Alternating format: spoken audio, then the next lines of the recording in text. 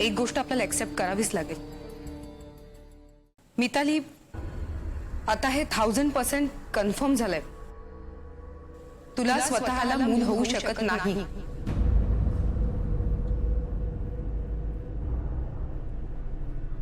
Actually वेदिकाने जे काही सांगितलं होतं ना त्याचा विचार करत होते।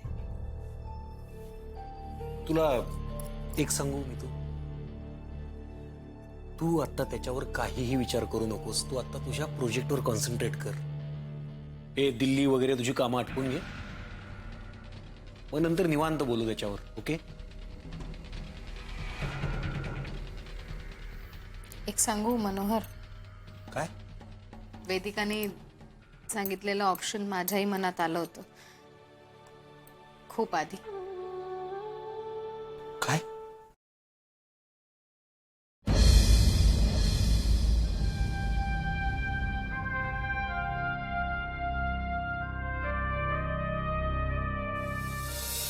तुला स्वतःला मूल होऊ शकत नाही,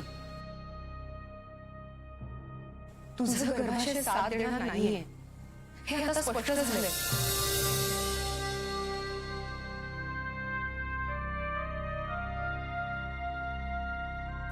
तू स्वतः मुलाला जन्म नाही देऊ शकलीस तरी तू तुझ्या मुलाची आई होऊ शकतेस।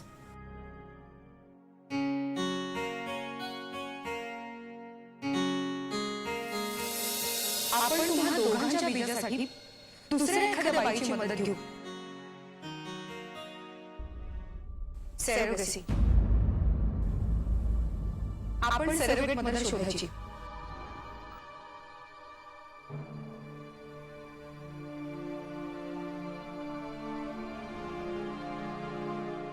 हे बघ, या सगळ्या प्रकारासाठी आईची परवानगी मिळवणं ही सगळी जबाबदारी मन्या तुझी आहे। फक्त हा सगळ्यात शेवटचा पर्याय आहे, एवढं लक्षात ठेव। मागे एकदम या सगळ्या प्रकाराने एवढी फ्रस्ट्रेट झाले होते। रागाच्या भरात मी मनोहर तुला सांगणार होते की तू मला सोडून दे, दुसरं लग्न कर। रागाच्या भरात मी मनोहर तुला सांगणार होते की मला सोडून दे, दुसरं लग्न कर, दुसरं लग्न कर, दुसरं लग्न कर, दुसरं लग्न कर, दुसरं लग्न कर।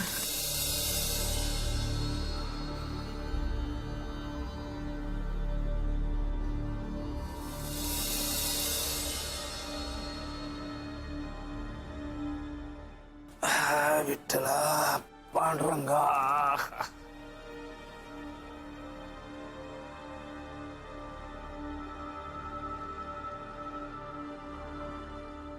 मना ए पोरा, ए मना। आज्या, बोल की आज्या। बरं वाटत नाही का तुला? अरे बरा आहे मी, बोल तू। तसं नाही रे, रात्री तुम्ही दोघं बी उशिरा आलात, थोडी चिंतेत दिसलात, म्हणून नाही आलो बोलायला रात्री। म्हणा तुला काय त्रास आहे का रे? नाही मला सांग ना तसं, म्हणजे माझ्या म्हाताऱ्याकडून काय मदत होईल ती मी करीन. देव आपल्या पाठीशी आहे, खोटं नाही बोल. आज्या, तुला वाटतंय तसं काही नाहीये. तू काळजी करू नकोस. एव्हरीथिंग इज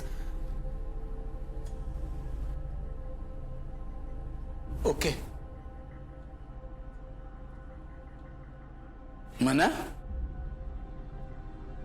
माझ्याकडे बघ, म्हणा माझ्याकडे बघ एकदा, म्हणा.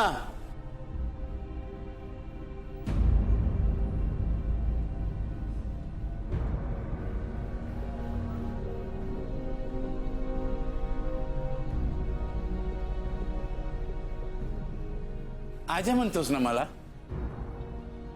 आजा म्हणजे काय हे माहिती आहे ना तुला?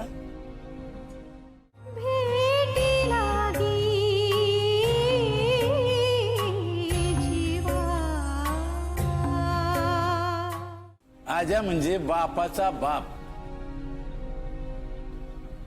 काय बी सांगितलं नाहीस ना तरी सगळं कळतंय मला. आज्या,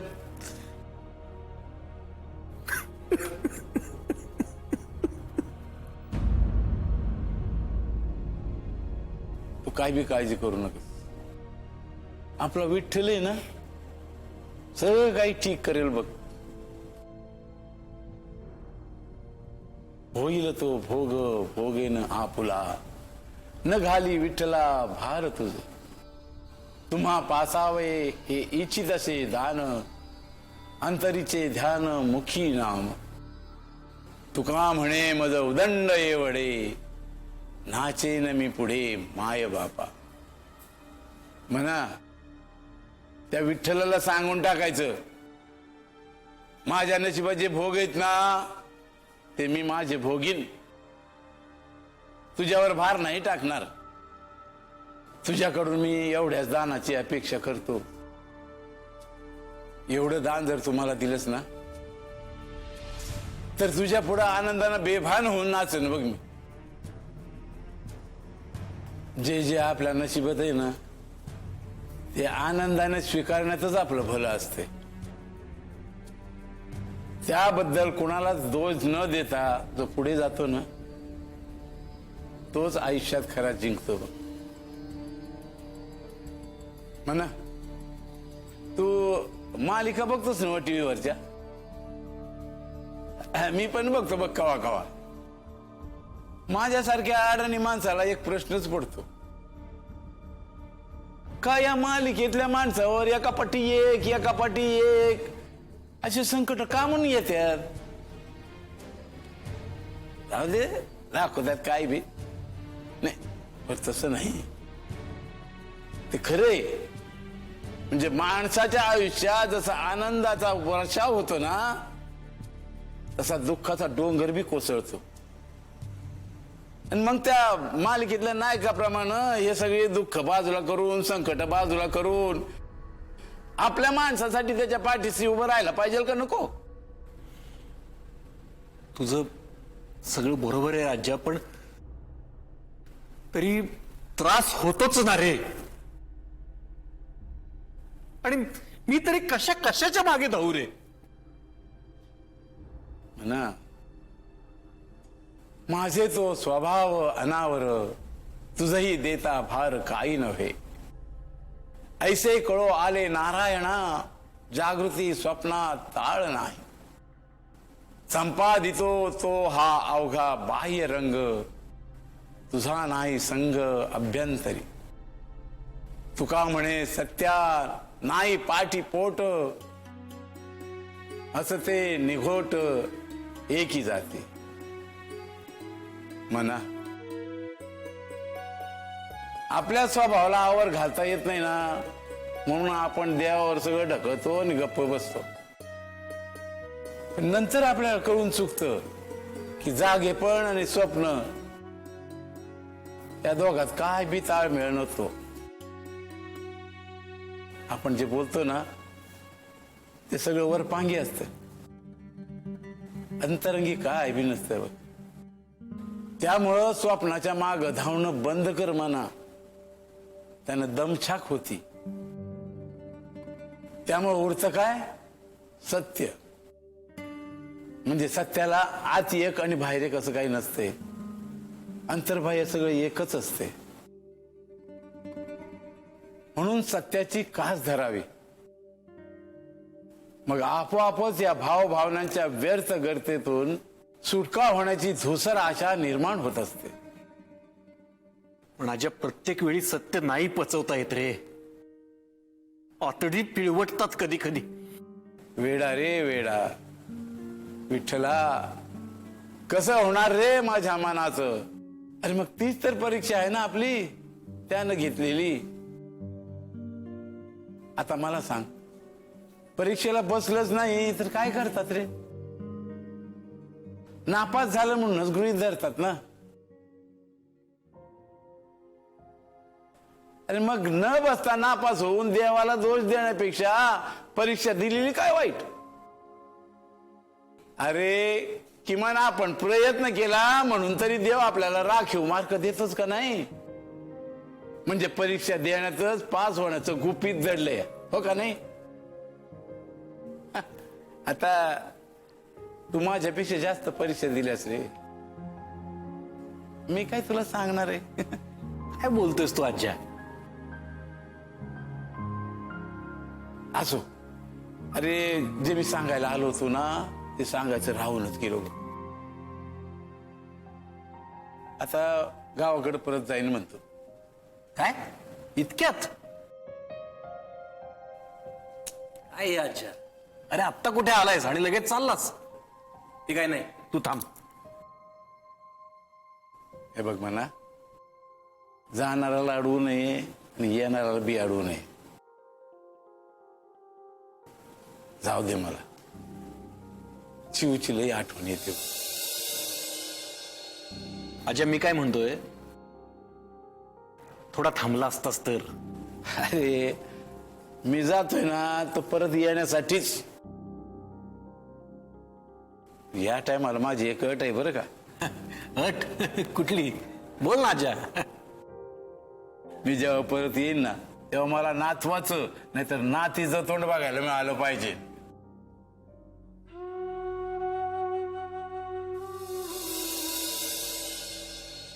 माझा आशीर्वाद आहे तुला.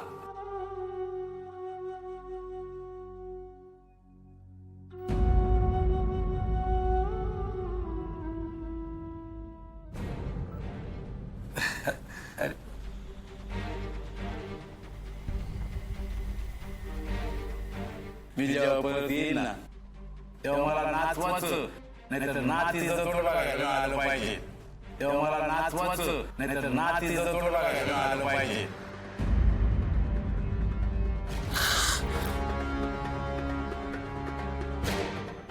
मी तू आज्या मी आलोच. हा घे.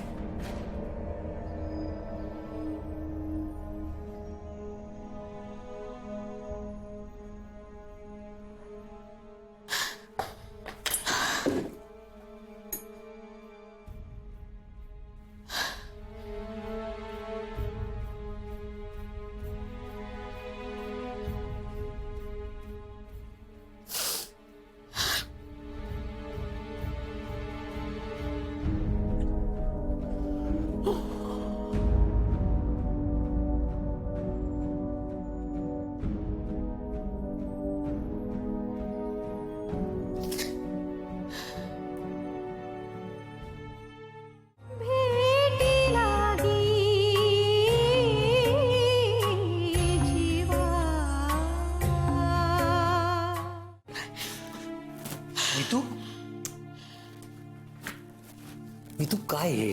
हा आत्ता कुठे धीराने उभी राहतेस? काय चाललंय तुझं? कंट्रोल.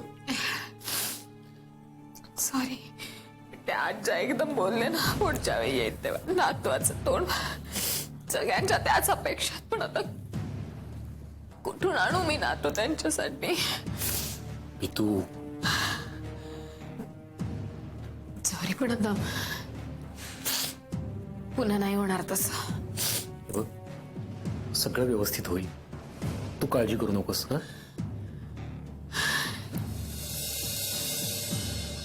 रामो राजमणी सदा विजयते रामं रमेशं भजे रामेणाभिहता निशाचरचमो रामाय तस्मै नमः रामान्नास्ति परायणं परतरं रामस्य दासोऽस्म्यहं रामे चित्तलय सदा भवतु मे भो राम मामुद्धर.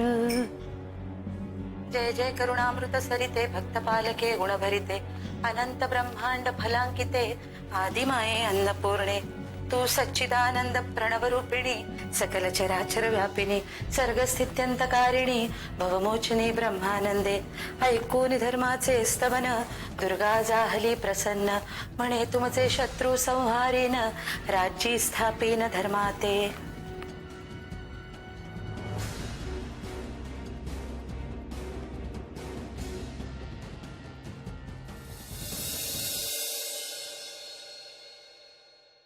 असा लहान मुलासारखा हट्ट नको करू. नाहीतर काय, उगाच आपला हट्ट करायचा. बघ ना, आजा आपलाच आहे, त्यांच्याकडे हट्ट नाही करायचा. हक्कानी सांगायचं की अजून 4 दिवस थांबा इथेच. आता तुम्हीच बोला तिच्याशी.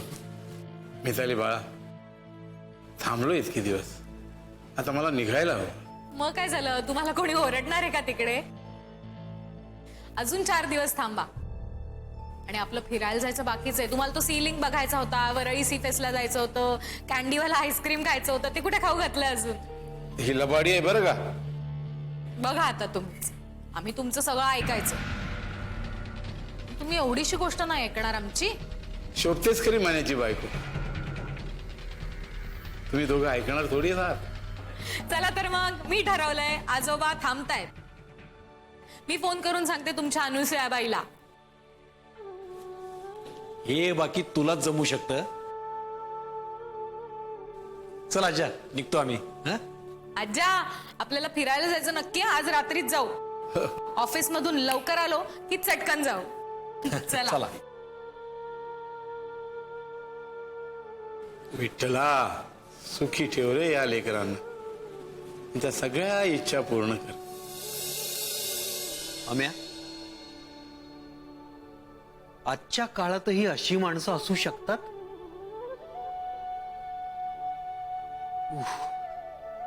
अमेझिंग. मी तर आज्यानंतर दुसरी व्यक्ती अशी बघतोय जी पैशांपेक्षा भावनिक ओलाव्याला महत्व देते. सिम्पली ग्रेट यार. अनुताई पटवर्धन भेटेल पाहिजे एकदा. नाही नाही, भेटच तू एकदा.